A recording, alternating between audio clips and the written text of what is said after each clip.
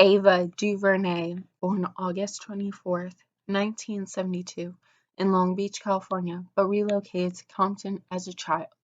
This woman is someone that I believe to be one of the most important and influential African Americans in the film industry.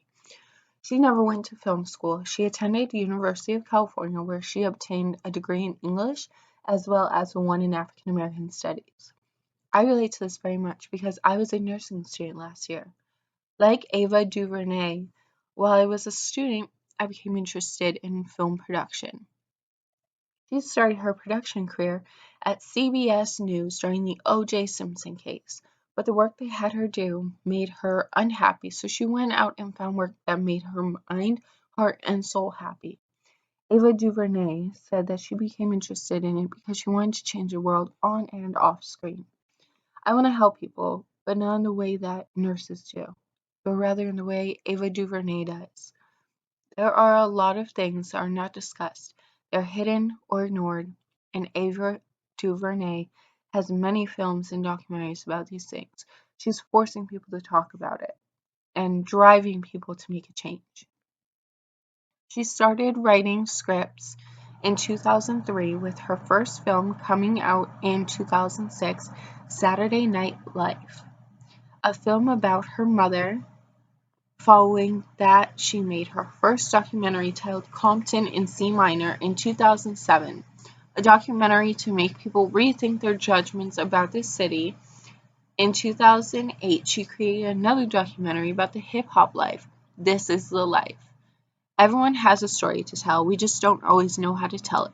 I love that the beginning of her film career and life is about the beginning of her actual life and is already trying to make societal changes. In 2010, she created her first feature film,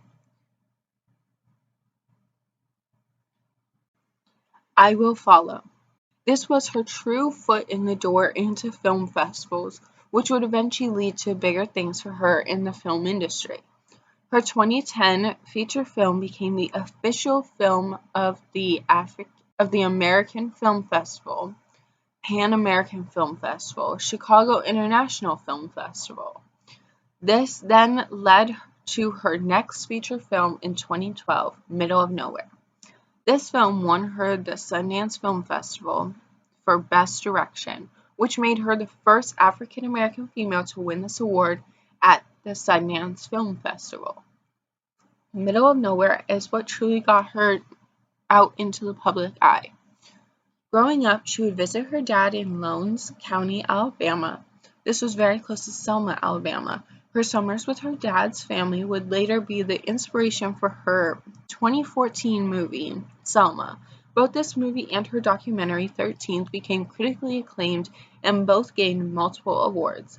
Selma made her the first African American female to get nominated for a Golden Globe as Best Director, and 13th gained her an Oscar nomination for Best Documentary Feature, which makes her the first African American female director to obtain an Oscar nomination in a feature category.